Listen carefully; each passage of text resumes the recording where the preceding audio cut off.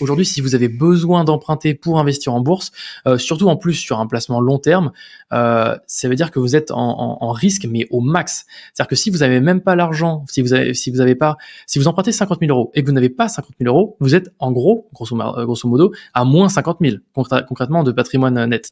Donc c'est très négatif. À la ETF qui ne sont pas composés à plus de 90% d'actions européennes, si vous avez des ETF par exemple comme le SP500, alors là vous allez devoir payer du coup la plus-value sur, vous allez devoir payer votre IS sur la plus-value latente. Bonjour Axel, comment tu vas? Salut Thomas, ça va très bien et toi? Super. Bah écoute, merci beaucoup de venir sur le podcast. Donc Axel Païs fait partie de ces fameux créateurs de contenu avec qui voilà on échange beaucoup en off sur tout un tas de sujets et quelqu'un que je suis aussi à titre perso, et je suis très content de te recevoir sur le podcast. Pour ceux qui n'oseraient ne pas connaître ta super chaîne YouTube, est-ce que tu peux rapidement te présenter, qui tu es, d'où tu viens et pourquoi tu es légitime pour nous parler d'investissement aujourd'hui sur le podcast? Carrément, écoute, donc moi je m'appelle Axel, je viens de Bordeaux, ça va faire 4-5 ans que je fais des vidéos sur les finances, l'investissement, et mon positionnement il est aujourd'hui beaucoup plus sur le retour d'expérience que sur le côté un peu gourou, voilà mes conseils, voilà ce que je vous conseille de faire. Donc moi je vais vraiment dire et je vais expliquer aux gens voilà comment je fais, et je vais essayer de passer par toutes les classes d'actifs qui peuvent exister. Donc j'ai fait un petit appartement en investissement locatif, j'ai aussi acheté un immeuble en clé en main, j'investis aussi à titre personnel en bourse, donc à la fois en compte propre et aussi en compte de société. J'ai aussi, qu'est-ce que j'ai fait aussi? J'ai fait du crowdfunding, j'ai fait aussi du private equity, donc j'investis dans des titres d'actions, dans des sociétés directement. Bref, j'ai fait pas mal de choses et en fait mes vidéos, c'est simplement ni plus ni moins qu'un retour d'expérience. Donc je vais avoir une chaîne YouTube qui s'appelle Axel Paris, qui est ma chaîne principale, et j'ai une autre chaîne qui est dédiée à un courtier en bourse qui s'appelle Interactive Broker, où là c'est quand même assez technique. Et depuis mars 2024, je suis devenu courtier en assurance pour avoir un peu le tampon. Voilà, je travaille dans le métier de la finance traditionnelle. Exactement. Ouais. Et après, si je devais donner un peu quelques éléments en plus, je dirais que j'ai passé l'AMF. En soi, je peux devenir conseiller en investissement financier. Donc moi, je l'ai juste fait pour la partie courtage. J'ai fait quoi d'autre, et j'ai écrit un livre qui s'appelle Le Guide financier des jeunes actifs, qui est disponible dans toutes les librairies. Et donc voilà, donc mon petit parcours tout simplement. Et de formation, je suis développeur web, donc vraiment rien à voir. Et en fait, la finance est venue au fur et à mesure. C'est venu par pur plaisir. Et en fait, j'ai quitté mon travail il y a un peu plus d'un an, donc c'était fin 2023. Et aujourd'hui, je suis 100% à mon compte sur ce sujet-là. Et donc, ça me fait plaisir d'avoir libéré du temps pour pouvoir faire plus de vidéos, plus de contenu, et de poncer un peu tous ces sujets-là, quoi. En fait, je pense qu'on fait partie des rares créateurs de contenu qui sont aussi, qui ont aussi joué le jeu de, d'être inscrit à l'Orias et ils sont pas à Dubaï. Et ça, c'est un vrai point qu'il faut. Et on n'est pas à Dubaï, c'est ça. On est à Avignon et Bordeaux. Ouais. Et c'est assez rare, c'est vrai pour le souligner aussi. Ouais. Ok Axel, du coup l'objectif dans cet épisode, on va parler de plusieurs choses. J'aimerais aborder 3 grands sujets avec toi. Alors, je sais qu'on est très bavards tous les deux, on a beaucoup de choses à dire, donc il y a des chances qu'on dérive, qu'on creuse plus un sujet que l'autre, mais j'aimerais aborder avec toi, dans l'ordre idéalement, qu'on parle de comment utiliser au mieux les enveloppes de chaque type d'investissement. On va parler d'assurance vie, de PEA, de compte titre, qu'on parle de mindset de l'investisseur, et si on a le temps, qu'on puisse parler de placement en trésor d'entreprise, parce que on en a beaucoup parlé, en fait, parce qu'on est tous les deux concernés, et je pense qu'il y a un paquet de choses à se dire aussi. Je sais que ça ne concernera pas toute l'audience, mais pour ceux qui sont concernés, je pense qu'il y a beaucoup de valeur aussi à apporter là-dessus. Donc, je voulais qu'on reprenne peut-être un peu les bases. Alors, désolé pour ceux qui sont plus avancés, mais qu'on reparle un petit peu, des placements les plus connus, assurance vie, PEA, compte titre, PER même. Tu vois, est-ce que tu pourrais, alors je ne peux pas te demander forcément de tout définir, avantages et inconvénients de chacun, parce que sinon on en a pour 1 heure, mais est-ce que tu pourrais nous faire un grand résumé simple de pourquoi on utiliserait plutôt quelle enveloppe? Ouais, complètement. Alors déjà, pour identifier un peu les différents, les enveloppes et où est-ce qu'elles se trouvent, on va avoir des enveloppes qui vont être souscrites, donc soit chez un étabbissement bancaire, soit chez un assureur. Donc un établissement bancaire, ça peut être par exemple le Crédit Mutuel, le Crédit Agricole, mais aussi donc des établissements bancaires, donc comme alors ça peut être établissement bancaire, courtier, et enfin les assureurs. Donc les établissements bancaires, on va avoir Crédit Mutuel, Crédit Agricole, etc. La partie assureur, ça peut être par exemple chez qu'est-ce qu'on a comme assureur hyper connu, Apicil, April, etc. Voilà, c'est ça. Et vous allez aussi avoir les courtiers, des courtiers, donc qui peuvent être souvent principalement en ligne, comme des Trade Republic, Interactive Broker, etc. Donc aujourd'hui, vous allez pouvoir ouvrir par exemple une assurance vie, comme son nom l'indique, une assurance, ça va s'ouvrir plutôt vers un assureur. Donc vous allez aussi avoir le PEA qui peut s'ouvrir aussi chez un assureur. Donc vous allez avoir le PEA qui va être bancaire ou un PEA assurantiel. Donc le PEA, il peut être les deux, et vous allez voir qu'il y a des caractéristiques qui peuvent varier en fonction de là où est-ce que vous allez le prendre. Donc pour faire rapidement la partie simple, le compte titre, c'est le compte par défaut. Quand vous allez vouloir investir en bourse, vous allez ouvrir un compte titre. Dans ce compte titre-là, vous allez avoir deux choses, une poche d'espèces et une poche de titres. Donc dedans, vous allez avoir, quand vous allez déposer de l'argent sur votre compte titre, vous allez déposer par exemple 5 000 €, eh bien vous allez avoir ces 5 000 € dans la poche espèces, et avec ces 5 000 €, vous allez pouvoir acheter des titres, donc par exemple acheter des actions, des ETF, etc. Avec cette poche-là, et donc vous allez vous retrouver avec ces deux poches, donc de titres et d'actions. Et la fiscalité, elle est très simple sur le compte titre. En fait, c'est quand vous allez, par exemple, en fait, tous vos gains, ils vont être fiscalisés à la flat tax ou au PFU. Enfin, au PFU. Donc, c'est soit la flat tax, soit l'impôt sur le revenu. Au barème. Comment ? Au barème. Au barème, c'est au barème de l'impôt sur le revenu, exactement. Et donc, la fiscalité, on va la résumer à 30%. On va faire simple. Le compte titre, c'est 30%. Donc, ça veut dire que quand vous allez acheter une action, que vous allez acheter 100, vous allez la revendre, par exemple, 150, vous avez gagné 50, eh bien, vous allez payer 30% de fiscalité de flat tax dessus. Et quand vous allez toucher des dividendes, donc même si vous ne les réinvestissez pas, donc même si vous les réinvestissez, donc admettons, vous recevez 5 € de dividendes, vous ne les touchez pas sur votre compte personnel, mais vous rachetez d'autres actions avec, eh bien vous allez quand même payer 30% dessus. Donc ça, c'est la fiscalité du compte titre, c'est celle qui est la plus lourde qu'on connaît. Ensuite, vous avez le PEA qui est plus ou moins la même chose, mais qui vous oblige à acheter des titres français ou européens, donc des actions ou des ETF, et ça vous permet d'avoir un avantage fiscal. Donc si vous gardez votre PEA ouvert depuis plus de 5 ans, vous allez avoir, au lieu de payer 30%, donc ce qu'on vient de parler, vous allez payer que les prélèvements sociaux, donc aujourd'hui 17,2% sur vos gains. Et l'avantage de cette enveloppe-là, c'est qu'elle va avoir un rôle un peu d'enveloppe de vase clos, et donc si vous recevez des dividendes, par exemple, la première année, vous pouvez les réinvestir, en recevoir, les réinvestir, etc., sans payer de fiscalité, parce qu'en fait, votre fiscalité sur le PEA, elle va être prise qu'au moment du retrait. Donc, si vous avez retiré 0 argent pendant 15 ans, vous allez payer 0 impôt pendant 15 ans. Et enfin, vous avez les assurances vie qui sont un peu comme le PEA. Vous allez avoir un avantage fiscal qui va être débloqué au bout de 8 ans de la vie de votre assurance vie. Donc, je sais pas si Thomas, tu as envie de parler un peu plus précisément, vu que ça, c'est peut-être le sujet que toi, tu maîtrises plus sur la fiscalité. Sur l'assurance vie ? Ouais. Alors, le problème de la fiscalité de l'assurance vie, c'est que c'est un peu technique et je vais pas dire que c'est complexe. En réalité, il y a eu avant septembre 2017 et après septembre 2017, déjà si on doit séparer en deux. Mais en réalité, aujourd'hui, je parle même plus des lois avant 2017 parce que là, on est en octobre 2024, donc ça fait 8 ans finalement. Non, 2024 moins 2017, ça fait combien ça fait 7 ans. Ça fait 7 ans et finalement, tu vois, dans un an à peine, finalement, ce qui s'est passé avant 2017, la loi ne s'appliquera même plus en fait, parce que il y aura le pire des cas, c'est quand tu l'as ouvert juste avant ça, mais en réalité, à partir de 2025, en fait, il y aura plus que la loi de 2017 qui s'applique, parce que toutes les assurances vie d'après septembre 2017 auront 8 ans. Donc, pour faire simple, c'est pour ça que je parle plus trop de ce qui se passait avant et après.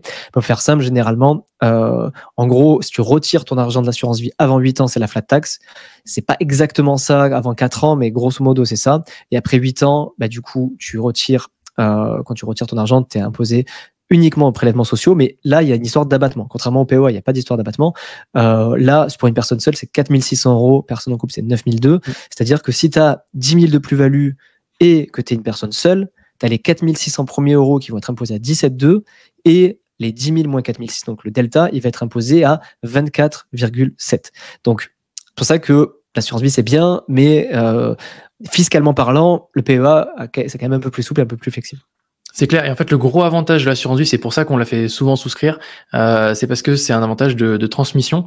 Et alors que le PEA et le compte titre, en fait, il n'y a aucun avantage de transmission. En fait, ça va directement rentrer dans votre patrimoine et donc dans l'assiette fiscale, l'assiette, successorale qui va être calculée. En fait, ce sera 100%. Alors que l'assurance vie, de mémoire, on peut, il y a 152 000.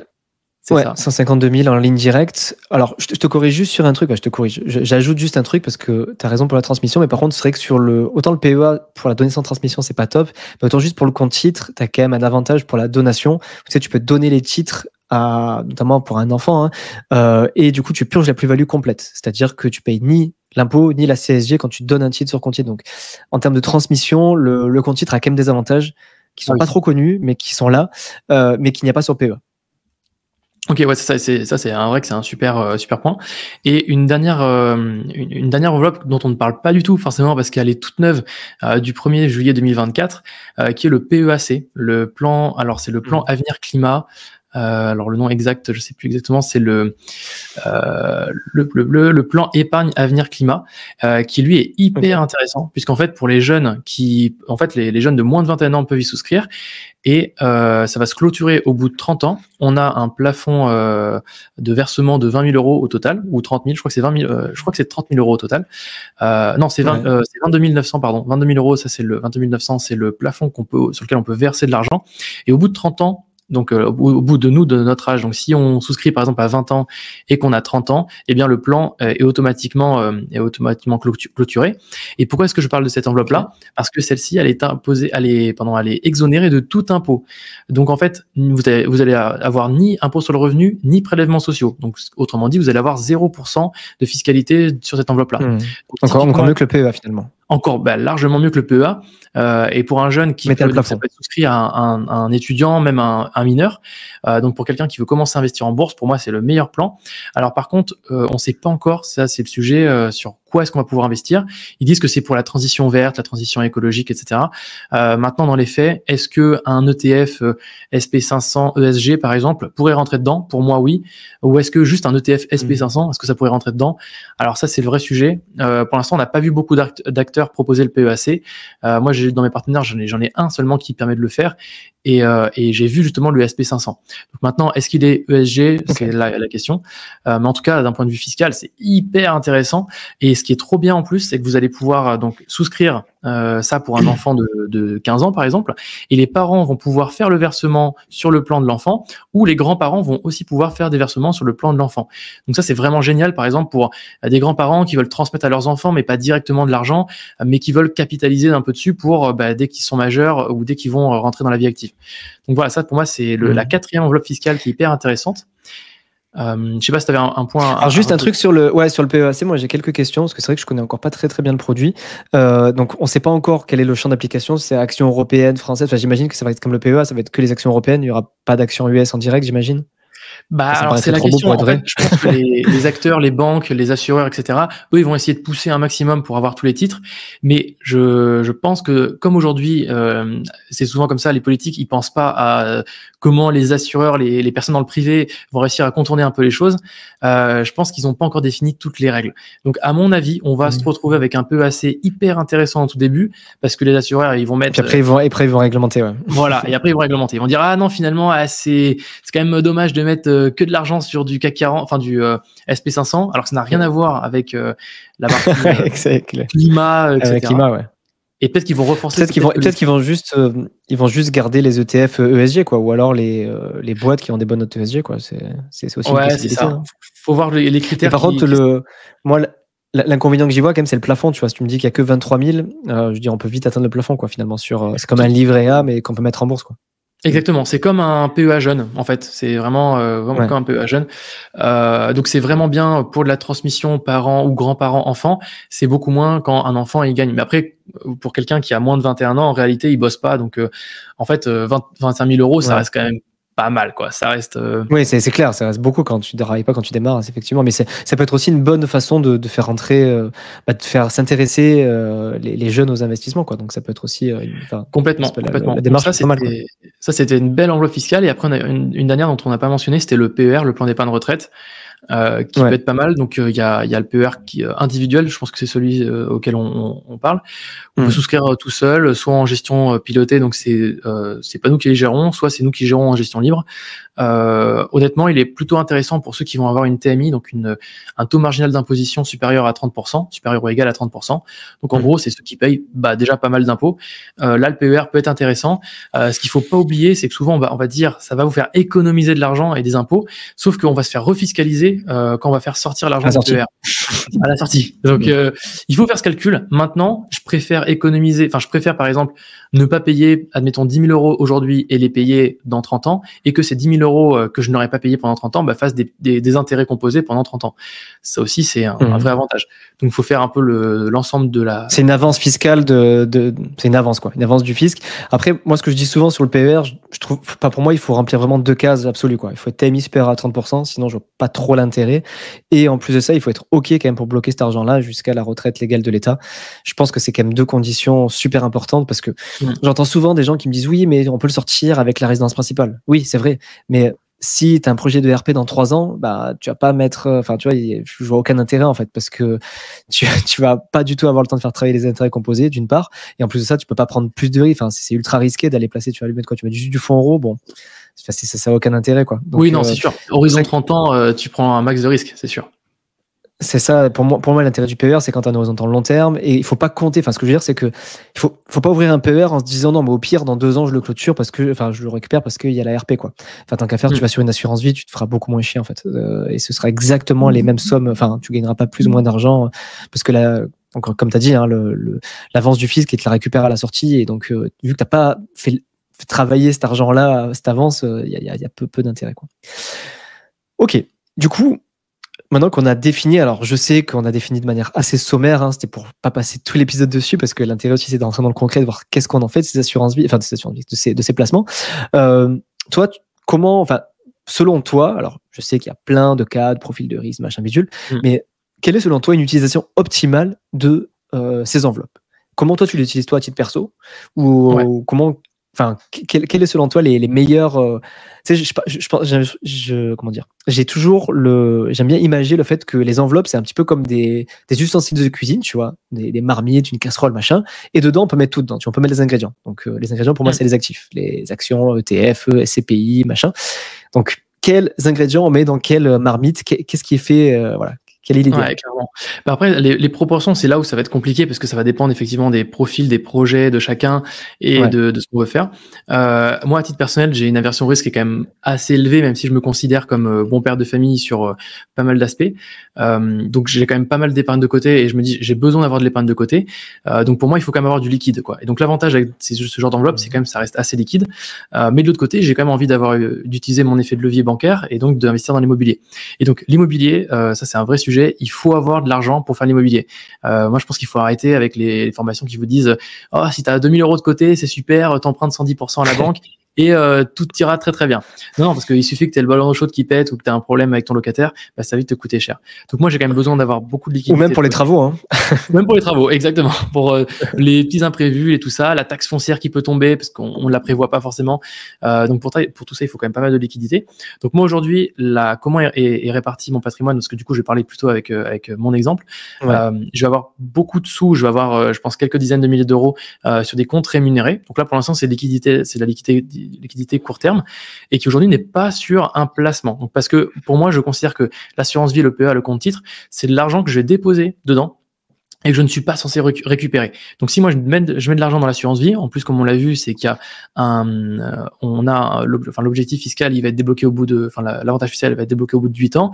On peut retirer l'argent avant, on va être fiscalisé à 30% comme un compte titre, donc on pourrait le faire, mais dans ma tête, c'est si je mets de l'argent en investissement, le but c'est pas de le récupérer.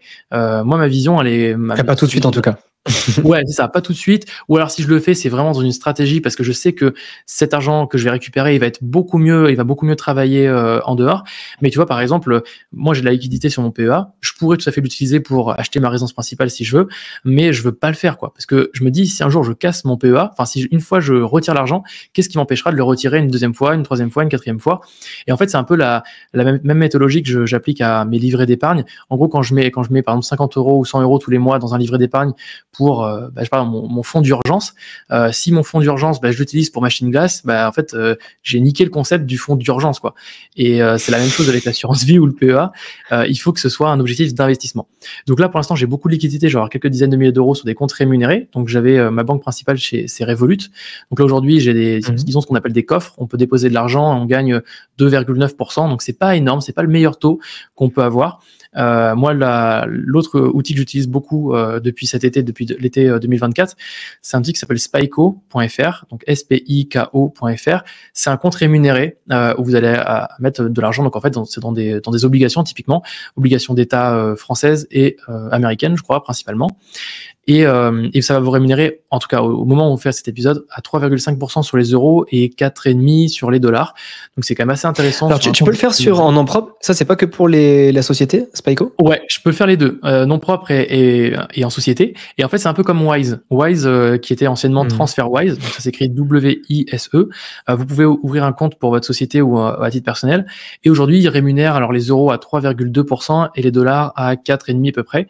L'avantage, c'est que c'est un peu plus gros, c'est plus connu, et en fait votre argent que vous allez déposer, quand vous allez activer l'option des intérêts, en fait ils vont investir votre argent dans un fonds BlackRock qui est le BlackRock Treasury Fund, je sais plus quoi exactement, et ça vous mais en fait c'est du fonds monétaire, quoi. C'est l'équivalent d'un fonds monétaire ici, quoi. T'es sur voilà, c'est du fonds monétaire. Et c'est comme ce que fait Trade Republic finalement. Trade Republic, ils font ça aussi, non? Voilà, exactement. Sauf que là, c'est pas un compte titre. C'est-à-dire qu'en gros, avec Wise ou avec Spiko, vous ouvrez un compte rémunéré. C'est comme un compte courant rémunéré, donc c'est pas vraiment un compte à terme, quoi.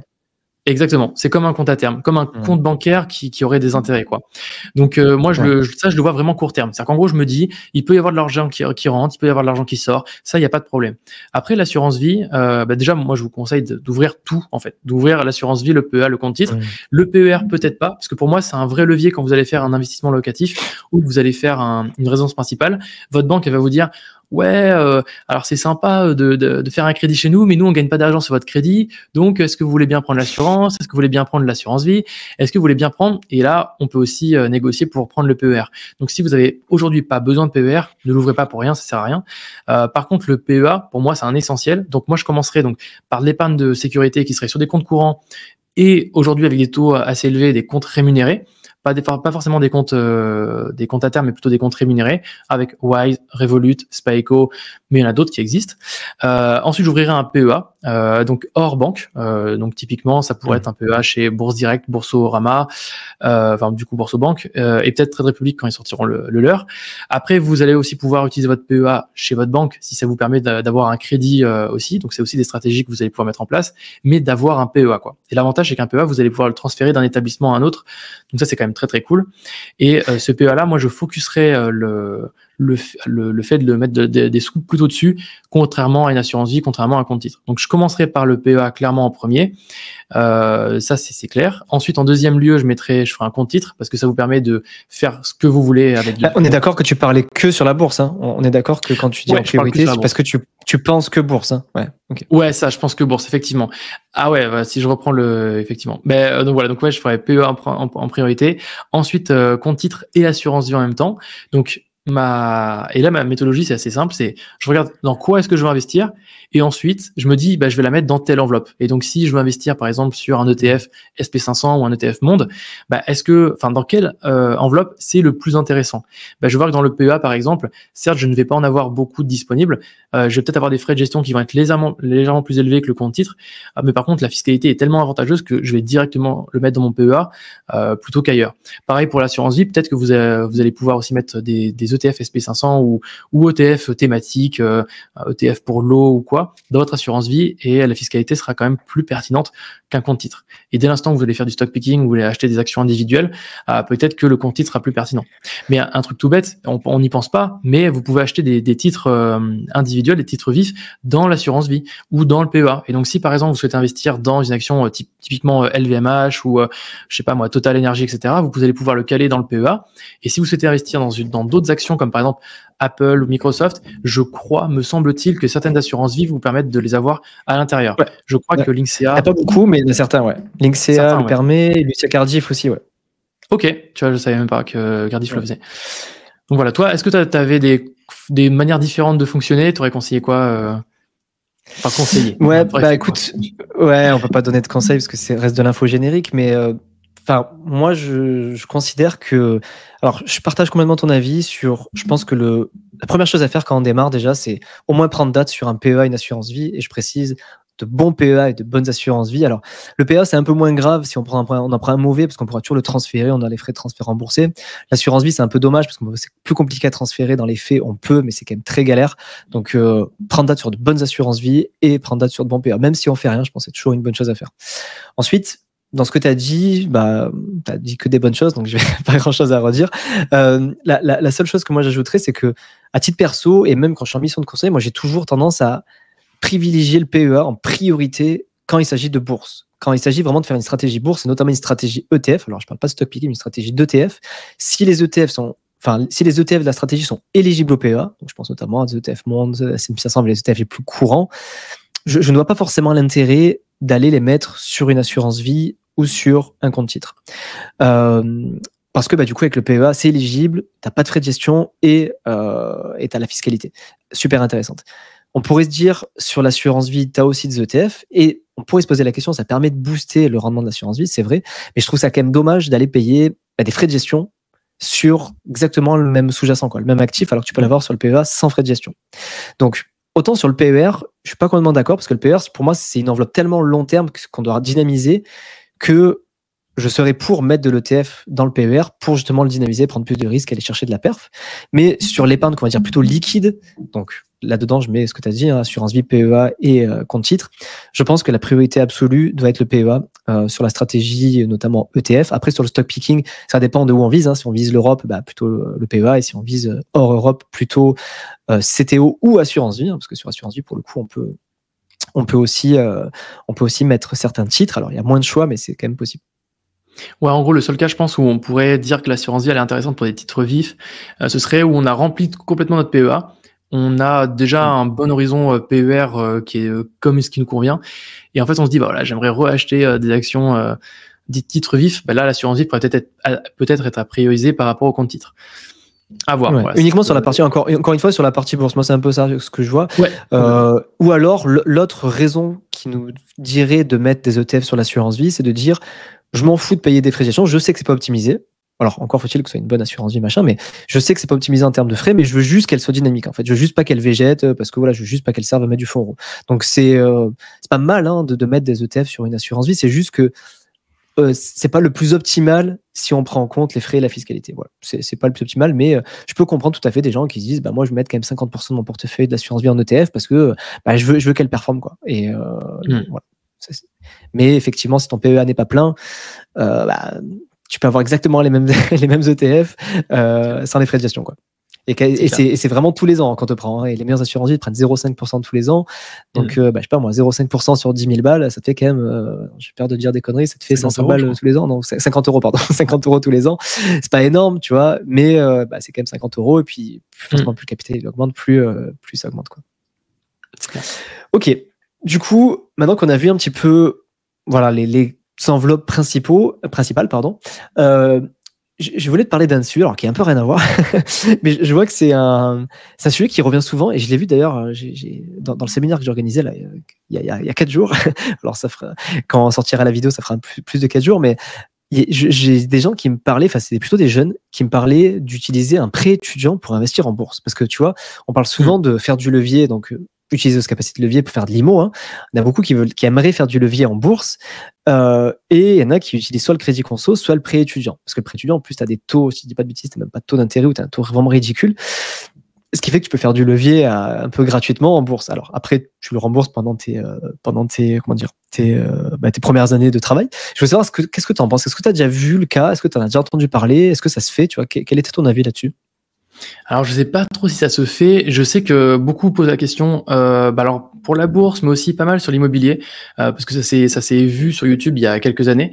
Et tu vois, par exemple, sur le forum de Finari, il y a beaucoup de gens qui posent cette question-là. Ouais, j'ai possiblement un prêt à 50 000 euros, enfin de 50 000 euros à 1%.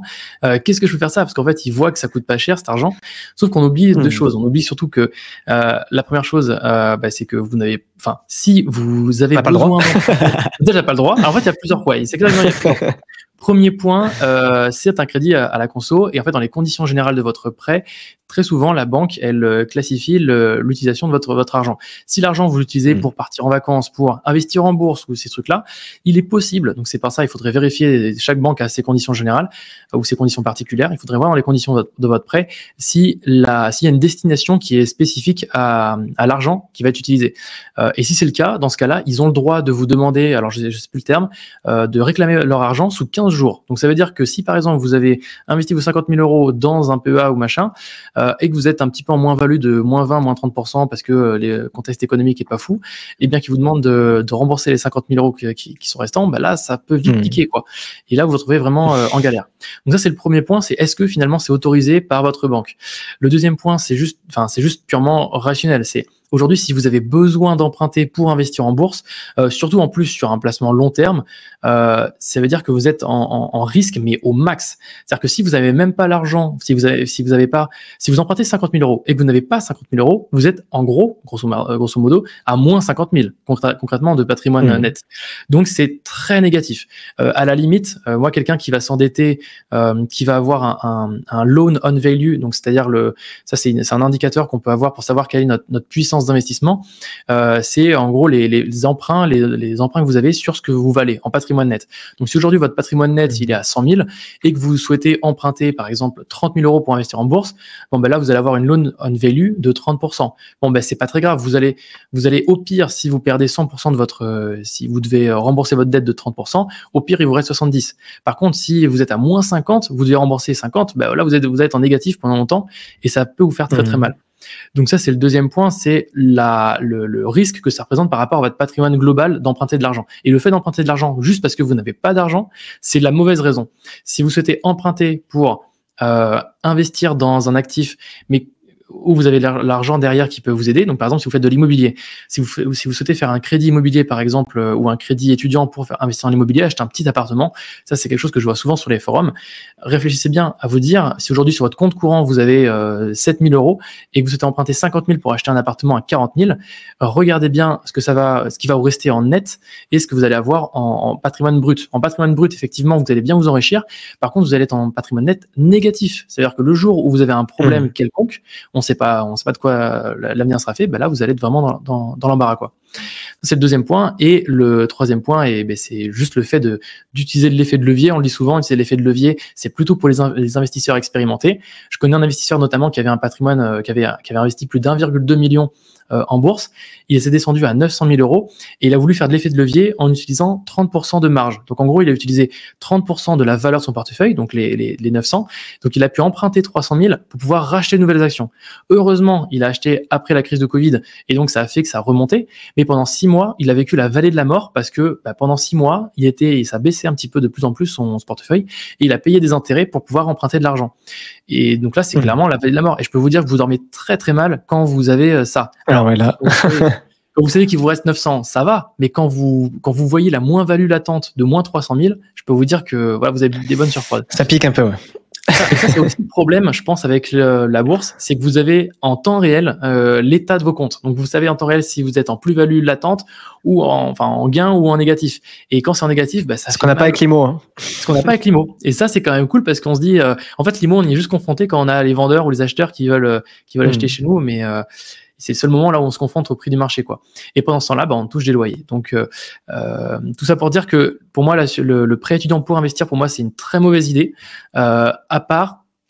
Non, c'est une très mauvaise idée parce que déjà, le premier point, sur les conditions générales, il reste quand même un gros point. Ouais. Le seul cas où ça peut être potentiellement intéressant, c'est si vous avez un gros patrimoine déjà et que vous souhaitez avoir un peu d'effet de levier, mais que vous savez maîtriser ça. Et par définition, en pré-étudiant, c'est-à-dire que vous êtes étudiant, ça veut dire que vous n'avez pas forcément beaucoup d'expérience sur les marchés. Même moi, je suis loin d'avoir beaucoup d'expérience et moi-même, je le ferai jamais. Donc, c'est pour ça, je conseille vraiment pas de le faire. Il y en a qui peuvent, par contre, faire ça, c'est un petit peu différent, même si ça se rapproche de la même méthode. C'est le fait de faire un crédit lombard. Boursorama, de mémoire, permet de le faire sur son PEA. Donc, si vous avez un PEA, vous pouvez faire un crédit lombard. Je crois que c'est sur l'assurance vie plutôt, non? De mémoire, ça a peut-être changé. Hein. Ça a peut-être changé. Je crois ça a peut-être changé, mais moi quand j'étais chez eux, c'est l'assurance vie, ouais. Alors l'assurance vie, c'est sûr qu'ils peuvent le faire. Bonne question. Et il y avait un dernier élément qui pour moi est hyper important. C'est vrai que j'ai oublié, c'était dans du coup mon 4e point. C'est que quand vous allez faire un prêt étudiant, dans la majorité des cas, vous allez peut-être avoir un différé de 5 ans. Donc c'est cool, vous n'avez pas payé d'intérêt pendant 5 ans. Par contre, vous allez devoir le rembourser pendant 10 ans maximum, parce que c'est souvent ça. Vous n'allez pas pouvoir le rembourser sur 15 ans ou 20 ans ou 25 ans. Et donc, quand vous souhaitez faire un prêt immobilier, par exemple, c'est bien parce que 20 ans ou 25 ans, ça match presque parfaitement pour être à l'équilibre. Là, le problème, c'est que vous allez avoir des mensualités, donc ce que vous allez devoir rembourser à la banque, ça va être assez élevé. Vous allez peut-être, sur un prêt à 50 000, vous allez peut-être payer du 600, 700, 800 euros par mois. J'avoue, j'ai plus les montants en tête. Mais bref, ça fait beaucoup. Et en fait, quand vous allez vous retrouver, vous avez fait un crédit étudiant à 17 ans ou à 18 ans, vous dites, ah, trop cool, j'ai investi sur mon PEA et tout. Au bout de 5 ans, c'est super, ça a peut-être pris un peu de valeur. Et là, vous voyez, vous avez 23, 24 ans et vous souhaitez acheter votre résidence principale, la banque, elle va vous dire, vous gagnez 2000 euros net, mais par contre, vous avez 700 euros de crédit ou 600 euros de crédit. Donc là, pour nous, on ne peut pas vous prêter. Et elle va vous dire, ah putain, dommage. Et là, vous allez vous retrouver en fait avec une mauvaise dette que vous n'allez pas pouvoir rembourser vu que vous aurez pas le cash pour le rembourser. Et vous allez être bloqué parce que si vous avez de la chance, ce sur quoi vous avez investi, ça a pris de la valeur et donc vous avez une petite plus-value. Donc au pire, vous pouvez vendre tout de suite et solder votre prêt. Mais par contre, si vous êtes en moins-value, par exemple de moins 20, moins 30%, là, vous n'allez pas vouloir vendre. Et là, vous allez être dans une situation où vous allez être bloqué.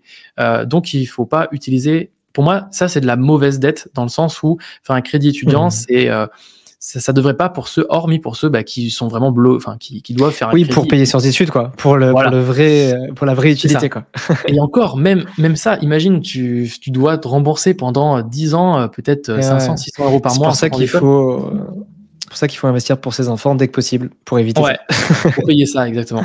Donc, franchement, je dirais un no-go complet sur le prêt étudiant. Okay. Toi, tu avais peut-être un avis différent ou qu'est-ce que tu en penses ? Non, moi je partage ça, mais en fait, on m'a posé la question pendant le séminaire et j'ai répondu, alors pas de manière autant étayée que toi parce que j'avais pas autant de temps, mais j'ai répondu grosso modo ce que tu as dit et j'ai clairement déconseillé de le faire, quoi. Enfin, que c'était un danger qu'on minimisait et en plus, ça triste de faire, tu tires une balle dans le pied dès le début, quoi. Et puis si les marchés vont pas dans le bon sens, en plus, tu connais pas ta psychologie, tu connais pas bien ton aversion au risque. T'as jamais vécu non. Déjà que vivre un crack boursier quand c'est son argent à soi. Ouais, c'est ça, vivre un crack boursier quand c'est son argent à soi, c'est compliqué. Alors en plus, quand c'est pas votre argent. C'est l'argent de la banque. Ouais. C'est pas pareil. Yes. Du coup, je suis un peu sur une autre thématique, mais tu vois, on reste toujours sur la thématique de la bourse. C'est vraiment juste pour avoir ton avis, pour débattre un peu sur un sujet qui revient aussi souvent. C'est, tu vois, si moi aujourd'hui j'ai, imaginons, alors pas le prêt étudiant, mais imagine j'ai 50 000 qui tombent, 50 000 que je veux allouer à la bourse. Tu vois, c'est de l'argent que je peux placer long terme, que je vais mettre en ETF, tout ça. Que penses-tu de faire l'investissement en une fois ou de fractionner le capital sur 12, 14, 24 mois pour faire du DCA? Quel est ton avis là-dessus? Est-ce que toi, tu es plutôt team lump sum investing, c'est-à-dire toi faire en une fois, ou team DCA, et pourquoi? Alors moi je suis beaucoup plus en team DCA, donc dollar cost averaging, le fait de le faire du coup un peu tout le temps, un peu tous les mois, parce que dans la psychologie de l'investisseur c'est beaucoup plus simple, beaucoup plus fluide, et on se pose pas du tout la question de est-ce que j'ai acheté au bon moment, est-ce que j'ai bien timé le marché. On enlève cette variable dans la tête et ça c'est plutôt chouette. Maintenant il y a des études qui ont montré que le lump sum, donc c'est le lump sum, c'est le fait de pouvoir de déposer tout de suite son capital d'un coup, est plus pertinent dans 2/3 des cas. Donc vous avez une étude alors il y avait quoi ? Il y avait Vanguard, Schwab, je crois, et Morningstar qui avaient fait 3 études donc, qui sont indépendantes l'une d'entre elles. Et à chaque fois, ils vous montrent... Alors, c'est la même conclusion, ouais. La même conclusion, exactement. En fait, ils vont faire une centaine, je crois que il y en a une de ces études qui avait fait plus de 1000 simulations de portfolio diversifiés, donc à la fois dans des titres vifs ou à la fois dans des ETF. Et en fait, ils disent qu'à chaque fois, c'est le lump sum qui gagne sur le long terme. Donc, si on regarde sur un horizon de 10 ans, à chaque fois, c'est le fait de déposer tout de suite votre argent qui fait que vous allez gagner plus d'argent parce qu'en fait, quand vous allez déposer, admettons, 50 000 euros tout de suite, c'est sur un titre, par exemple, ou plusieurs titres, c'est plus pertinent que de faire 1000 euros, parce qu'en fait, vous allez manquer éventuellement des prises de marché, enfin des augmentations régulières du marché. Et donc c'est pour ça qu'il faut toujours être, dans la psychologie, moi je dirais que c'est mieux d'être en DCA. Maintenant, le plus efficient sur le long terme, ça reste le lump sum. Donc ça dépend avec lequel on est le plus à l'aise. Pour moi, je pense qu'il n'y a pas de bon, de mauvais investissement d'un point de vue performance, parce qu'en fait, c'est toujours lié à la psychologie de la personne. C'est comme ceux qui veulent investir ou non dans des actions à dividendes, ça va correspondre à une typologie d'investisseurs qui veulent avoir de la rente et qui veulent avoir du capital qui rentre tous les mois, avoir du flux. Moi, je sais que je corresponds beaucoup plus à ce type d'investissement qu'à quelque chose de capitalisant, parce que en fait, tous les jours, tu vois ton portefeuille qui vaut peut-être plus cher, qui vaut peut-être moins cher, mais tu le vois grossir, gonfler, dégonfler, gonfler, dégonfler, alors que l'avantage avec les dividendes, tu as un peu ce truc de je vais recevoir une rente régulière. Alors, je sais que ça peut faire siffler les oreilles des pros de la bourse qui vont dire mais non, mais quand tu as le dividende qui est détaché, c'est la valeur de l'action qui baisse et tout ça. J'en suis bien conscient, mais cela dit, il y a aussi d'autres études qui montrent que les entreprises qui versent des dividendes sont plus performantes sur le long terme que les entreprises qui ne versent pas de dividendes. Donc, ce n'est pas un critère, je suis d'accord avec vous. Cela dit, pour moi, c'est un critère pour ma psychologie personnelle. Écoute, moi sur ce que tu dis, Axel, sur la partie. Alors, je me permets de rebondir sur la partie dividende parce que tu vois, je trouve que c'est intéressant comme débat. T'as bien compris. Alors, moi, je suis assez neutre. Tu vois, sur le dividende, honnêtement, je suis pas pour ou contre. Enfin, j'ai des actions à dividende et des actions plutôt capitalisantes, mais dans ce que tu as dit, je vais aller plutôt creuser les inconvénients des actions à dividende. Alors, tu l'as bien compris, tu vois, quand le dividende est détaché, la valeur baisse d'autant et tout. Mais ça, je trouve, c'est un peu un argument, ça vaut pas grand-chose parce qu'en réalité, le cours, il remonte souvent et puis même sur le long terme, ça monte quand même, tu vois. Moi, l'argument qui me fait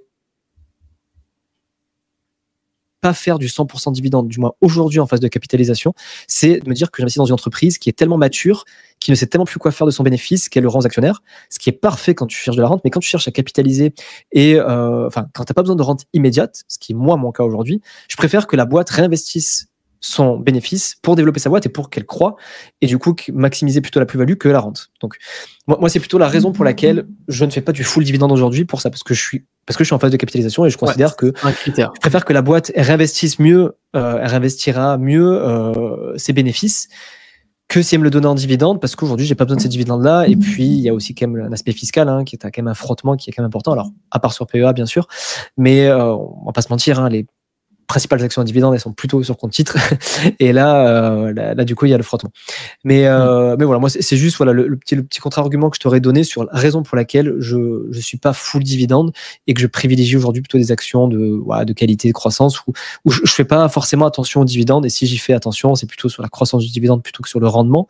Mais parce que je suis en phase de capitalisation mais par contre, quand je passerai en phase de rente, là, pour le coup, je pense que c'est une super stratégie, quoi. Et toi, sur le débat lump sum vs DCA VS DCA, c'est vrai qu'on partait de là. Écoute, moi j'ai la même grille de lecture que toi, dans le sens où je sais que les études prouvent que le lump sum est mieux, mais aussi je sais que on contrôle pas nos émotions en bourse, et notamment quand on démarre. Et moi, ce que je recommande souvent à mes clients en mission de conseil, c'est en fonction de la connaissance qu'il a, je vais plutôt lui proposer du DCA. Alors, j'ai souvent deux arguments pour lui favoriser le DCA plutôt que le lump sum. Alors, encore une fois, je précise que là, je parle que quand tu as un gros capital à mettre d'un coup, parce que on est d'accord que sur l'épargne mensuelle, il n'y a pas trop de débat, c'est DCA parce que c'est une épargne mensuelle. Mais quand il y a un gros capital d'un coup, je suis plutôt en fonction de qui vient me voir. Mais en général, les gens qui viennent me voir, c'est des gens qui n'ont pas non plus une expérience dingue. Tu vois, ils ont besoin d'être conseillés. Donc, généralement, c'est pas des pros de la bourse. Donc, il y a peu de chances que je leur dise fais du lump sum, parce que ceux à qui je pourrais dire fais du lump sum, c'est des gens qui connaissent leur aversion au risque par cœur, qui connaissent leurs émotions et qui seraient capables d'encaisser un moins 30, moins 40% avec une grosse somme. Ce qui n'est pas le cas des gens qui viennent me voir ni de mon audience. Donc ça, c'est la première raison pour laquelle moi je recommande très souvent le DCA. Et l'autre raison, et ça c'est plus une question de timing de marché, c'est qu'aujourd'hui, on est sur des plus hauts historiques tout le temps. Là, ça fait 15 ans qu'on tape toujours des plus hauts. Et tu vois dans les études du lump sum vs DCA que le lump sum a toujours mieux marché que le DCA, sauf en cas de veille de grosse crise, tu vois. À part en 2008 et 2000 et faire de grosses crises, où ton lump sum, tu retrouves ton capital qu'au bout de vraiment très très très longtemps. Et vu que, alors je dis pas que demain on a une crise, je n'en ai aucune idée, et je pars du principe que quelles que soient les conditions de marché, je pense qu'il faut investir régulièrement. Mais je me dis que vu qu'on peut être quand même les plus historiques depuis 15 ans, statistiquement, en tout cas, on a plus de chances quand même d'avoir une correction prochaine plutôt que de continuer à avoir un marché exponentiel, tu vois. Même si moi je suis plutôt optimiste sur le long terme, moi je suis persuadé que sur le long terme, les perfs de la bourse vont se maintenir par rapport à tout un tas de phénomènes et notamment par rapport à la croissance du monde et tout ça. Mais il y a ce paramètre aussi dont je tiens compte. Si aujourd'hui on était en mars 2020, donc suite à au moins 30%, et qu'il y a une histoire entre DCA et LSI et lump sum, peut-être qu'à certains clients, ou même à moi, j'appliquerai peut-être le lump sum, avec bien sûr un risque qui va avec, mais quand tu vas te taper à moins 30%, tu te dis, bon, on peut se taper encore à moins 30, à moins 20, c'est bien sûr une possibilité, mais je trouve que le risque de voir une grosse chute est quand même plus faible que quand tu tapes des plus hauts historiques tous les jours, quoi. C'est clair, c'est clair. Du coup, Axel, tu vois, ça fait combien? Ça fait 15 minutes qu'on enregistre, on a abordé qu'une seule thématique. Je voulais qu'on parle de mindset, un petit peu de mindset de l'investisseur. Je sais que c'est un truc aussi qui te tient à cœur. Je voulais savoir, tu vois, si tu avais des astuces un petit peu à donner pour les investisseurs débutants, même confirmés, des astuces sur l'état d'esprit, le mindset à avoir en tant qu'investisseur, alors au sens large, hein, pas que en bourse, que tu nous partages un petit peu ça. Ouais, moi un petit conseil que je pourrais donner, c'est de mettre en place des virements automatiques. C'est un truc tout bête, mais je connais encore tellement de monde qui le font pas. C'est tellement important d'automatiser vraiment ses finances. Donc automatiser, c'est quoi? C'est mettre en place des virements automatiques vers de l'épargne. Donc vous allez, je sais pas si vous avez un compte chez le Crédit Agricole ou quoi, ils ont forcément une fonctionnalité qui vous permet de mettre en place un virement vers un livret, vers un compte externe ou un truc comme ça.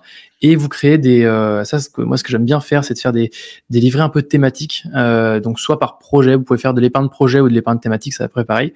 Enfin, c'est même pareil. Et moi, ce que je fais personnellement, c'est un fonds qui s'appelle fonds urgence. Donc tout le monde dit qu'il faut avoir 3 à 6 mois, voire 9 mois d'argent de côté pour les urgences, enfin de revenus de côté pour les urgences. Vous appelez ça urgence. Un truc tout bête, mais au lieu d'avoir un livret A qui s'appelle livret A, vous le renommez sur votre banque urgence. Et comme ça, dès que vous voyez sur votre banque, vous savez que c'est vrai que c'est de l'urgence là, donc j'ai pas le droit de piocher dedans. Et votre règle, c'est vous n'avez le droit de piocher dedans que si ça correspond à son but. Et donc l'urgence, ça ne correspond que à j'ai un problème avec ma voiture, j'ai ma machine à laver qui est tombée en panne, j'ai ces trucs-là, quoi. Et donc c'est des trucs qui ne sont pas censés arriver. Après, je vais avoir un autre truc qui arrive. En fait, j'essaie de faire un coffre d'épargne ou un livret par dépense qui ne va pas être mensuel. Donc tout ce qui va être un peu exceptionnel, je vais faire un livret. Les provisions. Par exemple, exactement, une provision. Donc les urgences, c'est exceptionnel. On va aussi avoir les vacances qui peuvent être exceptionnelles. On peut partir en vacances 2-3 fois par an. Et des fois, ça peut être des gros budgets de quelques centaines, voire milliers d'euros. Et donc, vous pouvez faire un petit 100 € par mois qui tombe dans votre épargne vacances. Et comme ça, à chaque fois, vous savez quel est mon budget pour partir en vacances. Et donc ça, franchement, c'est plutôt chouette d'avoir ça de côté. Et l'idéal, c'est d'avoir ces virements-là qui ne s'affichent pas dans votre compte principal. Donc c'est pour ça que je conseille de vraiment faire des virements automatiques pour pouvoir les sortir ailleurs. Par exemple, sur Revolut, moi, ce que j'aime beaucoup sur cette application, c'est que je vais avoir mon compte principal et je vais avoir des virements qui vont se faire automatiquement et qui vont aller du coup sur des coffres. Et l'avantage, c'est que quand on arrive sur la page d'accueil de Revolut, on ne voit que son compte courant principal et on ne voit pas du tout la valorisation de ses autres comptes. Et donc, ça permet d'éviter de se dire mais combien j'ai sur mes vacances, combien j'ai sur mes urgences. Et en fait, si on voit ces montants-là, en fait, à un moment, on se dit putain, j'en ai beaucoup là-dessus, c'est pas mal, quoi. Alors que si on n'y va jamais, on se le dit jamais. Et ça, c'est quand même un vrai confort, quoi. Donc voilà, moi, mes conseils, c'est de faire des virements automatiques pour son épargne. Évidemment, la même chose pour ses investissements et du coup, commencer à créer une routine de l'investissement. Ça, c'est le plus important. S'habituer à mettre de côté, à épargner. Ça, s'il y a bien un réflexe que tout le monde devrait avoir, pour moi, c'est ça. Parce que si aujourd'hui vous gagnez 100, vous dépensez 100, tous les mois il vous reste 0, en fait vous n'allez jamais gagner d'argent. Alors que si vous pouvez mettre de côté, on construit rien, quoi. Voilà, vous construisez rien, vous sécurisez pas votre patrimoine. Le jour où vous perdez votre emploi, votre maison ou n'importe quoi, ça peut poser problème. Donc voilà, donc virement automatique, nommez votre épargne, faites de l'épargne projet. Donc moi je fais urgence, vacances et je fais fourniture. Alors ça c'est un peu bête, mais c'est vrai que ça arrive des fois. Quand on souhaite acheter, je sais pas, un micro-ondes, on souhaite changer de téléphone, on souhaite acheter un casque audio ou un truc comme ça, c'est des dépenses qui peuvent être de quelques centaines voire milliers d'euros et on va pas le prendre de l'urgence. On va pas non plus le prendre dans les vacances. Et qu'est-ce qui nous reste? En fait, il doit nous rester notre compte courant principal, mais on peut pas trop savoir ce qu'on peut se permettre. Si par exemple on veut changer la télé, on ne sait pas si on peut se permettre de changer la télé. Du coup, moi j'ai créé un autre coffre qui est le troisième coffre que j'ai, qui est le coffre fourniture, qui va être pour le shopping, pour la nourriture. En fait, c'est un peu le coffre plaisir, mais souvent pour les trucs qui coûtent un peu cher. Donc voilà, ça c'est les 3 gros coffres que je fais à titre perso, et je fais des virements automatiques pour ça. Pareil pour mes investissements. Et un dernier tip que je pourrais donner sur la partie psychologie, c'est dès l'instant où j'investis 1 euro quelque part, je me refuse de le ressortir. Donc, je vais le mettre sur mon PEA, je peux pas le ressortir. Bon, l'avantage fiscal aussi, et le fait que ça se clôture automatiquement m'aide beaucoup, mais c'est pas ça pourrait être le cas, par exemple, sur le compte titre. Alors, le compte titre, c'est un peu différent à titre personnel récemment pour moi, parce que, en gros, comme j'investis en société, on va pouvoir faire aussi une petite transition sur la partie société. Mais en gros, donc, moi aujourd'hui, je suis plus salarié, donc j'ai plus de revenus personnels pour l'instant, et j'ai que des revenus sur ma société. Donc là, aujourd'hui, pour l'instant, la société, elle gagne des sous. Donc moi, je ne sors rien en salaire de ce que gagne ma société. Par contre, en perso, je n'ai plus de revenus perso. Et donc, tout l'argent que j'avais en perso, que j'avais investi en bourse, finalement, j'ai ce capital que j'avais de 50, 60 000 euros investi en bourse, qu'en fait, aujourd'hui, j'ai sorti de mon compte titre. Pourquoi? Parce que en perso, je veux continuer à faire des investissements locatifs, à faire des projets immobiliers. Et donc, cet argent-là, pour l'instant, il va me servir en apport personnel pour ces projets-là. Donc, c'est parce que je pense que je vais faire mieux avec cet argent-là que la bourse, que je me suis permis de le ressortir. Donc, c'est pour ça que cet argent-là ne va pas être utilisé pour partir en vacances, il ne va pas être utilisé pour acheter des fournitures, changer de télé ou quoi que ce soit. C'est vraiment pour continuer à investir. Aussi parce que je suis un peu matrixé par l'investissement, mais bon, voilà, ça c'est... Est-ce que toi, tu matches un peu avec tout ça, ou toi, tu as un système différent pour gérer ton épargne ou sur le mindset? Ouais, c'est marrant parce que tu t'as donné tellement de contenu que je sais plus par où commencer, mais je vais essayer de revenir sur la partie budget parce que tu sais que ça, c'était ma spécialité avant. Avant, je m'appelais Mon Budget Zen, donc j'étais coach budgétaire. Donc, c'est tout ce que tu as dit, c'était des choses que moi, j'enseignais. Et moi, je vais te donner un petit peu, moi, ce que je fais, ce que je faisais, ce que je fais toujours, ce que j'enseignais en tout cas, et ce que je fais à titre perso pour la gestion de mon budget, surtout pour la gestion des imprévus. Moi, je découpais en 3 catégories les imprévus, tu vois. Tu avais ce que j'appelais les imprévus prévisibles. Donc, enfin non, tu avais les provisions. Pour moi, tu as les provisions. Donc ça, moi, je fais comme toi. J'utilise Revolut, les coffres-forts et tout. Enfin, ce qui est provisions, donc tout ce qui est dépenses annuelles où tu es sûr que ça va arriver. C'est juste que c'est pas à la bonne date. Donc, par exemple, les cadeaux de Noël, c'est automatique, 20 balles par mois, le coffre Noël, boum, j'ai les cadeaux qui tombent tous les ans, je réfléchis pas. Les activités pour les enfants en septembre, pareil, pour éviter d'avoir 300, 400 balles à sortir, je divise en fait par 12 et j'ai la petite épargne qui va automatique, je réfléchis pas. Et le jour où ça arrive, j'ai la dépense qui est là. Donc ça, c'est pour les provisions. C'est-à-dire, au lieu d'avoir une dépense mensuelle, c'est annuel et tu la provisionnes toi. Ensuite, j'ai deuxième type de coffre, c'est tout sur Revolut, j'ai ce que j'appelle les imprévus prévisibles. Par exemple, la bagnole ou le lave-vaisselle qui tombe en rade. Tu sais que ça va arriver, mais tu sais pas quand. Par exemple, on sait tous qu'une bagnole, c'est de la merde. Enfin, c'est de la merde. C'est le pire des passifs, c'est ce qui coûte le plus cher et c'est très utile. Mais voilà. Et donc, pour la bagnole, moi, il y a 100 balles tous les mois qui partent sur le coffre-fort imprévu voiture. Je sais pas quand ça va arriver, mais ça va arriver. Et je peux te dire que ça fait 3 ans que je suis redescendu dans le sud. On a 2 bagnoles et on met 100 balles tous les mois. Et j'ai jamais dépassé 300 euros d'imprévu, tu vois. À chaque fois, ça monte au-dessus, boum, je consomme parce qu'il y a toujours un truc, tu vois. Ah ouais. Et psychologiquement, je peux pas te dire le bien que ça te fait que quand le garagiste se dit putain, bon, il y en a pour 300 balles, tu dis ok, en fait, j'ai le budget pour, en fait, tu vois. Je vais pas devoir le sortir de mon compte ou du livret A ou je ne sais rien. Et ensuite, tu as ce que j'appelle les imprévus imprévisibles. Et là, pour moi, c'est le fonds d'urgence. Donc là, plutôt un livret A et compagnie comme toi. Et là, ça va être les trucs que tu ne peux absolument pas prévoir. Je sais pas moi, problème de santé, perte d'emploi ou je ne sais quoi. Donc moi, c'est un peu comme ça que je construis mon épargne. Et bien sûr, je te rejoins sur le fait de faire... Ouais, la partie imprévue prévisible, je l'avais pas dissocié de la partie imprévisible. Imprévisible. Ouais, c'est marrant, c'est un bon moyen de nouveau technique de se souvenir. Après, honnêtement, ça se fera pas gagner plus d'argent, mais c'est vraiment de la psychologie et de l'organisation un peu mentale. Et moi, ça m'aide en fait, tu vois, je trouve que c'est con. Et même pour les vacances, alors je mets plus dans la provision, la catégorie provision, mais moi, ce qui me fait plus de bien psychologiquement, c'est la partie imprévue prévisible. Je te jure que, et ce qui arrive le plus souvent, c'est la bagnole, tu vois, la bagnole, c'est, ça fait vraiment du bien de savoir que tu vas pas piocher dans ton livret et compagnie. Donc voilà, petit tips, qui complète un peu ta stratégie, qui est déjà très bien. C'est déjà. Bref, je pense que ce que tu fais, c'est déjà au top. Mais bref. Ouais, et juste pour revenir, le truc sur Revolut, c'est pas mal parce que on a du coup les coffres qui sont rémunérés automatiquement à 2,9%, un truc comme ça. Ça, franchement, c'est vraiment chouette, parce que la plupart, en fait, le problème avec les banques traditionnelles, c'est qu'on va pouvoir ouvrir peut-être 3, 4. Ouais, mais en fait, je crois pas que c'est ça rapporte que dalle, quoi. Ouais, ça rapporte que dalle. C'est comment dire, tu sens que tu as une inertie dans ces comptes-là. Tu fais un virement, il apparaît le lendemain. C'est quand même hyper chiant. Avec Revolut, franchement, je suis un peu sponsorisé par Revolut, mais c'est instantané. La vidéo n'est pas sponsorisée par Revolut en tout cas. C'est ça. J'aimerais bien. Peut-être un chèque. Mais franchement, ouais, c'est une super banque et au moins c'est que ça marche vite, quoi. Et en fait, c'est vraiment pensé pour l'épargnant, je trouve. Alors que les banques traditionnelles, du coup, avons affiché le chiffre global, quoi. Pardon. Donc, avons affiché le chiffre global, ce qui n'est pas top pour la psychologie de l'épargnant moyen, je trouve. Ouais. Puis après, bon, je rejoins aussi ce que tu as dit sur épargner mensuellement en invest et tout. Je pense que ça, c'est vraiment un must-do, tu vois, en gros, ce que je dis toujours dans la gestion de budget, tu vois ce que tu gagnes, ce que tu dépenses. Ok, j'ai telle capacité d'épargne. Il y a ça qui part en épargne imprévue, projet, peu importe, court terme. Et ensuite, tant en épargne, investissement, long terme. Mais c'est super important de mettre en place et surtout de pas y penser, en fait, l'automatiser, parce que si tu commences à dire, ouais, j'attends la fin du mois et s'il me reste, je mets, en fait, tu mettras jamais. Donc, se payer en premier, c'est partie des règles de base des finances perso, mais apprendre à se payer en premier. Et ça, c'est vraiment, avec un investissement programmé, 2 jours après la réception de ton salaire, je pense que c'est le plus important, quoi. Ouais. Tu as fait une transition, on va dire, sournoise sur l'invest en trésor d'entreprise. Donc, je te rejoins là-dessus. Du coup, je veux bien que tu nous en parles un petit peu, parce que on a fait un premier, pour ceux qui restent jusqu'à là, on avait commencé à enregistrer un épisode tout à l'heure où on a eu des problèmes d'enregistrement. Du coup, on est reparti à zéro et on avait commencé par ça. Donc, tu avais dit des choses tellement intéressantes que je veux absolument qu'on termine l'épisode là-dessus. Je sais que ça ne concernera pas tous les auditeurs, parce qu'on n'est pas tous, je sais que toute l'audience n'est pas entrepreneur, mais pour ceux qui le sont et qui ont de la trésor à placer, ça peut vraiment les intéresser. Donc, est-ce que tu peux nous dire, voilà, quelques tips? Alors, on va pas parler de tous les invests trésor parce qu'il y en a beaucoup trop, mais au moins se focus sur le compte titre personne morale et la notion de fiscalité sur le compte titre. Complètement. En fait, donc pour recontextualiser, pourquoi est-ce qu'on pense à ça, etc.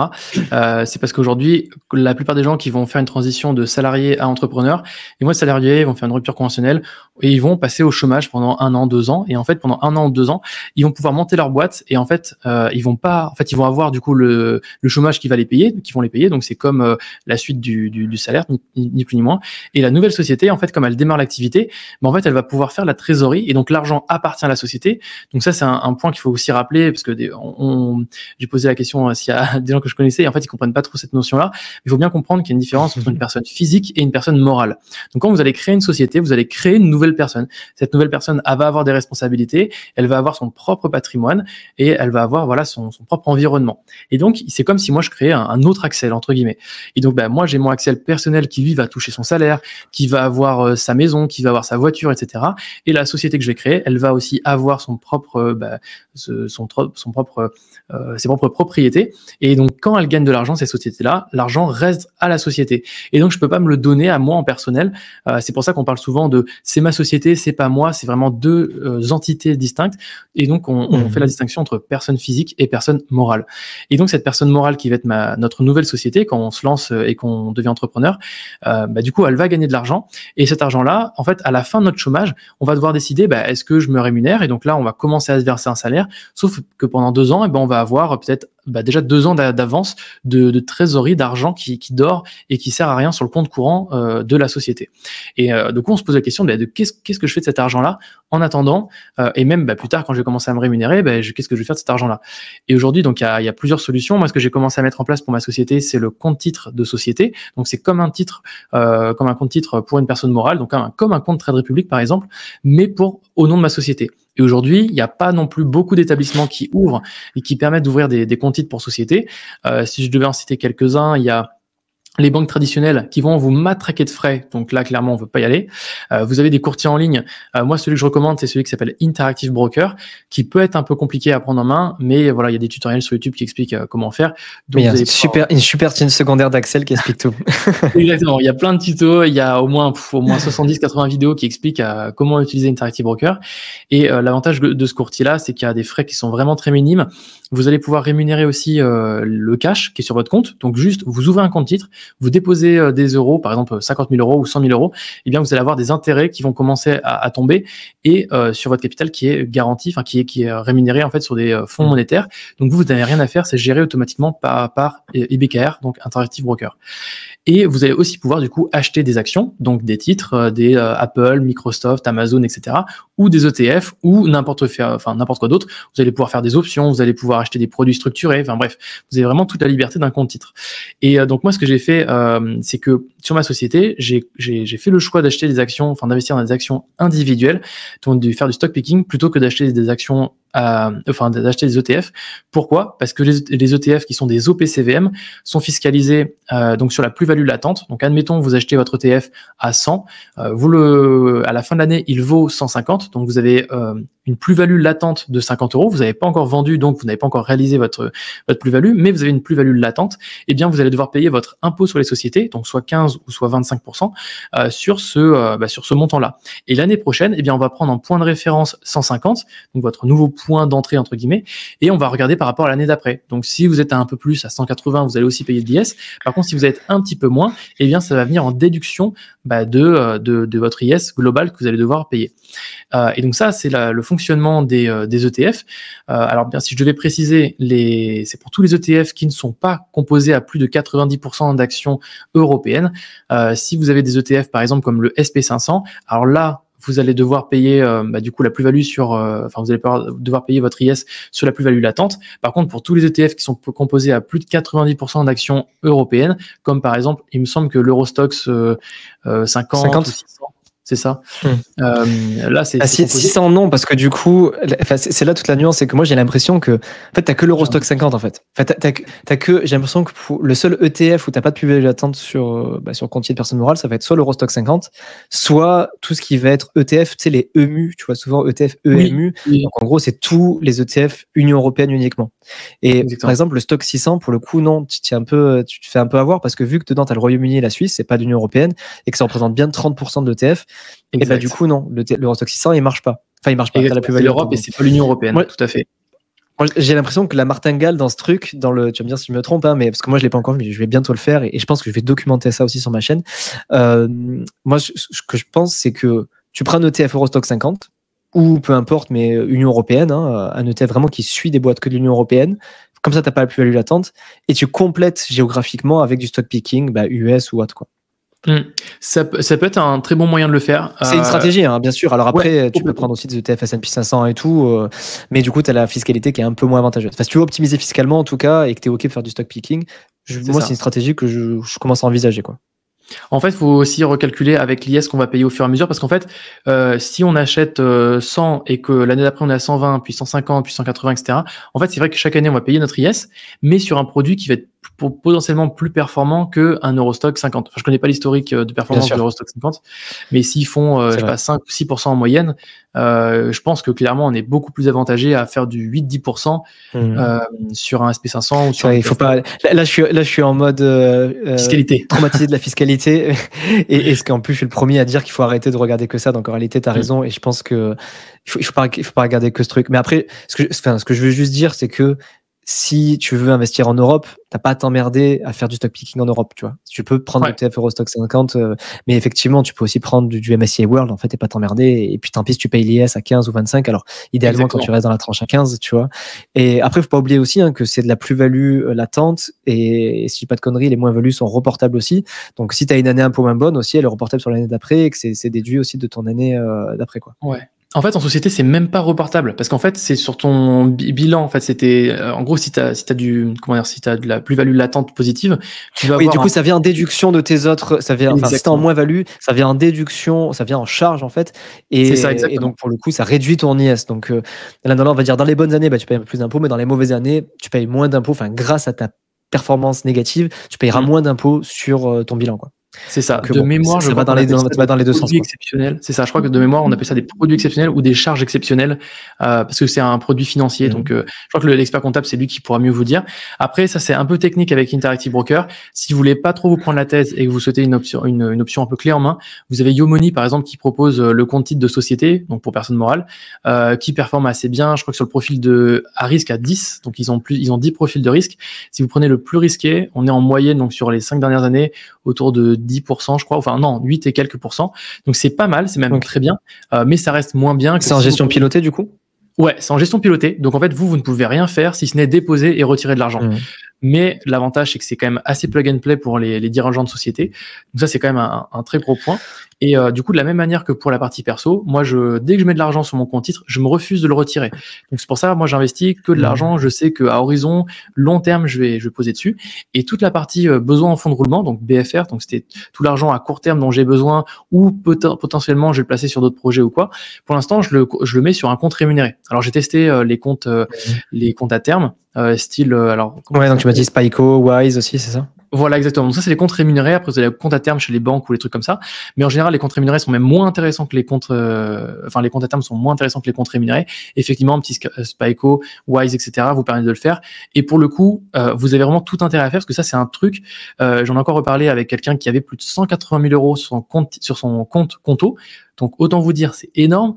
Et ces 180 000 euros, il me dit ouais, mais c'est pas grave si j'en fais rien, etc. Je lui dis non, effectivement c'est pas grave. Mais là, tu t'empêches de gagner 500 euros par mois. Et tu fais même pire parce que c'est à peu près ça, 3 et quelques %. Ça fait à peu près 500 euros, peut-être même un peu plus. Ça fait peut-être même 550. Donc c'est 500 euros qui ne gagnent pas aujourd'hui.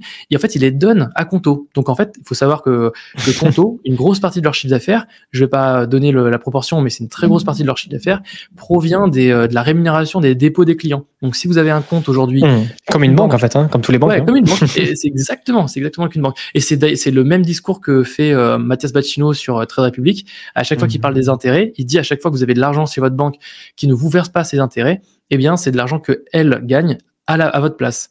Donc, il faut pouvoir le rémunérer. Il y a Wise qui le fait très bien. Il y a Spyco qui le fait aussi très bien. Il y en a plein d'autres.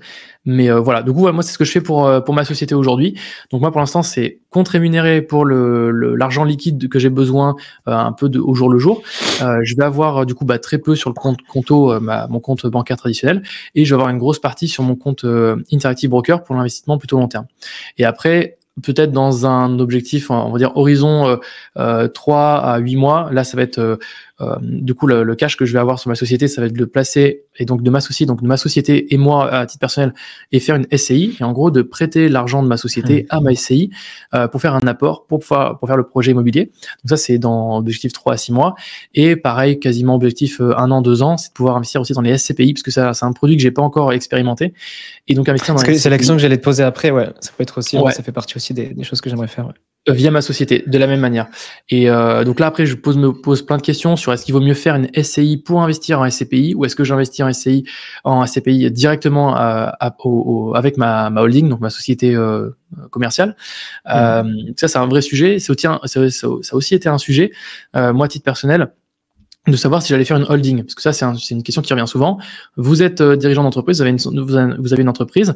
Donc moi, je vais prendre le cas où je suis tout seul, et je me demandais est-ce que ça vaut le coup d'avoir une holding au-dessus de tout ça pour pouvoir gérer les placements. Mais en fait, moi, comme mon activité YouTube et tout ça, elle est tellement liée à mon image personnelle, je vais jamais revendre ma chaîne YouTube, je vais jamais revendre ce que je possède ou quoi. Et c'est un peu pareil, par exemple, pour un développeur web qui est aujourd'hui en URL ou en SASU, le mec, il va rien vendre, il a pas de marque, il a pas de logo ou quoi que ce soit. Donc il a pas de valeur à sa boîte, il a pas de valeur intrinsèque à sa boîte, quoi. Et la seule valeur qu'il a, c'est la valeur de son compte courant, quoi, limite. Et donc il y a aucun intérêt à créer une société au-dessus, une holding, si ce n'est de séparer la propriété, donc la partie, comme vous allez créer une autre personne morale, eh bien votre société va avoir sa propre responsabilité. Donc si par exemple votre société, admettons moi ma société qui est la partie YouTube, si on m'attaque en justice, on pourrait aller chercher jusqu'à ce que je possède aussi en bourse par exemple. Mais dans quel cas est-ce que je vais être attaqué en justice? Pour moi il n'y a pas de risque. Après il peut y avoir des risques toujours. Donc c'est pour ça que certains vont créer une holding pour dissocier le capital et pour que ce soit vraiment bien distinct. Je sais que ça a été un sujet pour toi Thomas. Je sais pas si tu as pu du coup statuer un peu sur ce que toi tu voulais faire. Sur ça. Non, c'est toujours la merde. Je sais toujours dans une indécision absolue. Pour l'instant, j'ai pris la décision de pas créer de holding pour l'instant. Mais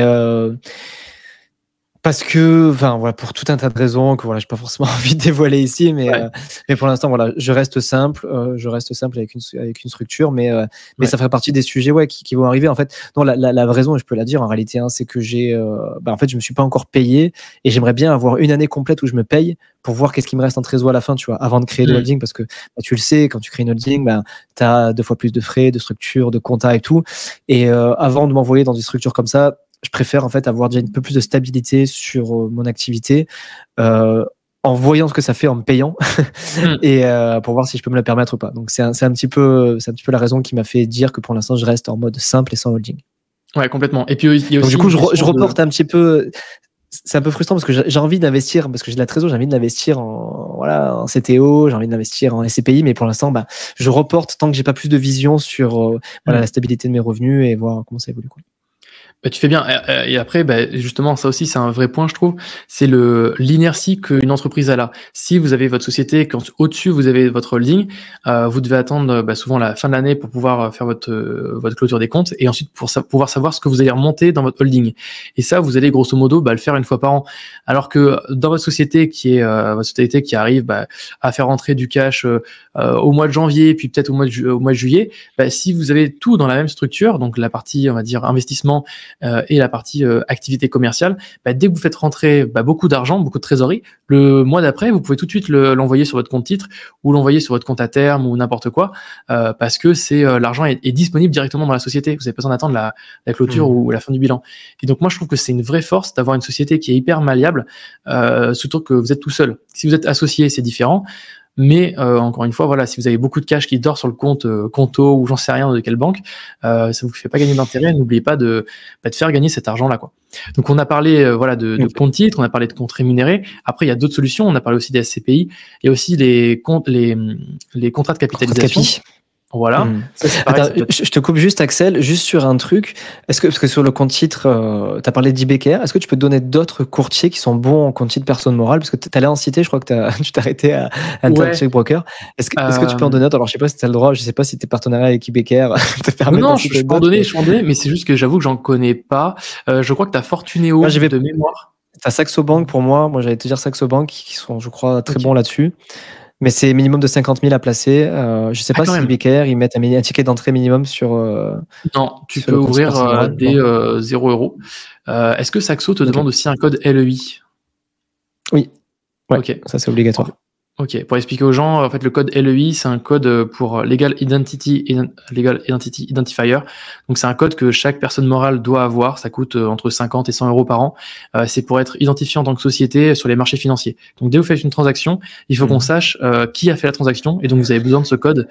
Et donc, voilà. Donc, c'est un peu compliqué à avoir. Je crois que Yomoni, il me semble que quand on ouvre un compte titre pour personne morale chez eux, ils le font pour nous. Donc, on n'a pas besoin de le faire.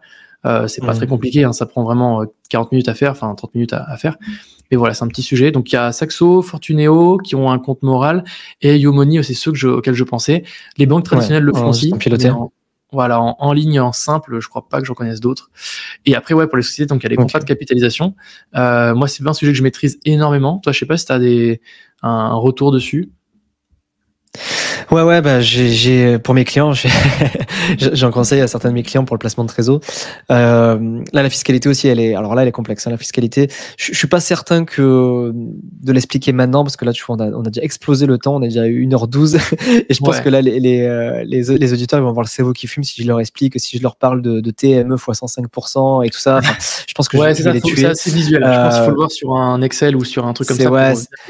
Mais en très gros, si je dois faire simple, il y a une histoire de plus-value latente aussi. En fait, tu as un taux qui est défini à l'ouverture et qui est fixé qu'après tu ne peux plus bouger. Donc, c'est-à-dire qu'en ce moment, avec les taux qui ont remonté, c'est beaucoup moins intéressant qu'il y a 2-3 ans où on pouvait ouvrir des contrats de capi avec des taux très très faibles. Et en fait, tu as un taux appliqué à ton patrimoine, enfin à ton capital qui est sur le contrat de capi, et là-dessus on applique l'IS. Donc c'est une plus-value latente il y a une plus-value latente qui est appliquée, donc ce qui fait que tu as du frottement tous les ans, finalement un peu comme sur le compte titre des personnes morales. Donc il y a des choses à savoir. Après, tu as des avantages du contrat de capi, hein, le côté enveloppe, multi-support et tout. Donc contrat de capi, grosso modo, hein, c'est un peu le cousin de l'assurance vie. Hein. Tu as vraiment toutes les mêmes choses que sur l'assurance vie, avec les frais de gestion aussi. Donc ça, c'est des inconvénients pour le coup. Mais voilà, tu as la fiscalité qui est un petit peu complexe, donc sur laquelle je ne vais pas forcément entrer dans le détail, à moins que tu arrives à l'expliquer peut-être plus rapidement et mieux que moi, je ne sais pas. Non, mais comme toi, c'est un peu compliqué. Je pense qu'il faut le voir avec un visuel, un Google Sheet pour pouvoir l'expliquer. Il me semble qu'en gros, ça s'ouvre auprès d'un assureur, donc ce qui est un peu différent d'un compte titre. Alors du coup, contrat de capi, non, peut-être que les banques le font aussi, hein, je ne sais pas. Tous les courtiers en assurance classiques, type Lynx.ca et compagnie, le font tous. Tu as des contrats de capi sur la plupart des courtiers classiques. C'est un produit assez classique et les banques aussi le font généralement. Donc après, encore une fois, il faut choisir soit un courtier, soit un assureur qui limite les frais parce que c'est un petit peu la bête noire dans le contrat de capi, comme sur une assurance vie, faire très très attention aux frais de versement, frais d'arbitrage, frais de gestion, tout ça. Mais ouais, c'est une des solutions clairement qui peut être intéressant. En fait, c'est l'assurance vie dedans et loger tout dedans, quoi. C'est l'assurance vie pour personne morale, quoi, grosso modo. Voilà, c'est ça, exactement. Ouais, c'est ça, c'est vraiment le même concept. Bon, Axel, je suis désolé, j'aurais aimé encore parler avec toi 2 heures, mais je suis ultra à la bourre sur mes autres rendez-vous, d'une part, et d'autre part, on a explosé le temps. C'était super intéressant, Axel, en tout cas, merci beaucoup. Avant de terminer, est-ce que tu peux nous dire, est-ce que tu as envie de rajouter déjà quelque chose pour terminer, et aussi, où est-ce qu'on te suit? Bon, même si tu l'avais dit un petit peu au début, voilà, est-ce que tu veux rajouter quelque chose pour terminer, et où c'est qu'on te retrouve? On a donné déjà pas mal d'astuces, donc je pense que tout ce qu'on a mentionné, donc les Spyco, les Conto, les Wise, les machins, je pense que vous pouvez reprendre tout l'épisode et noter tout ça sur papier et prendre le temps de regarder vraiment cet après-midi, je pense, pour vraiment digérer, parce qu'on a parlé beaucoup de choses. C'était assez technique et je sais que sans visuel, c'est aussi compliqué. Donc si vous souhaitez me retrouver peut-être pour creuser certains de ces sujets-là, parce que c'est vrai que je fais aussi beaucoup de retours d'expérience sur mon utilisation de Spyco, de Wise, de comment je place mon argent à la fois pour société, à la fois en tant que personne physique. Vous pouvez me retrouver sur ma chaîne YouTube qui s'appelle Axel Paris. Sinon, j'ai une autre chaîne donc, qui est dédiée au courtier Interactive Broker. Vous tapez Axel Interactive Broker ou juste même Interactive Broker sur YouTube et normalement vous tombez sur moi. T'arrives en premier. Ouais, normalement, franchement, j'apparais mieux que la chaîne Interactive Broker elle-même. Donc c'est vrai que ça c'est bon ça. Parce que j'ai vraiment pensé le sujet. Et sinon, voilà, vous pouvez me retrouver aussi en librairie avec le guide financier des jeunes actifs, si jamais vous êtes plutôt format lecture que plutôt YouTube. Et vous pouvez me contacter sur les réseaux, donc Twitter, Instagram, YouTube, mais YouTube, ça reste mon canal principal, si vous avez des questions. Et je remercie chaleureusement Thomas pour son invitation et sa flexibilité d'avoir fait 1h15 d'enregistrement. Avec plaisir, Axel. Ça, c'est le problème avec toi, c'est qu'on a tellement de choses à se dire qu'en fait, on peut faire des épisodes de 3 heures et encore, j'ai l'impression qu'on a survolé certains sujets et qu'on aurait pu faire un épisode par thématique, mais voilà, on a abordé quand même le principal. Donc, j'espère que ça vous a plu. Et puis, retrouve Axel sur sa chaîne qui est géniale et sur les réseaux aussi. Et puis, écoute, Axel, je te dis à très bientôt. À très bientôt. Merci, Thomas.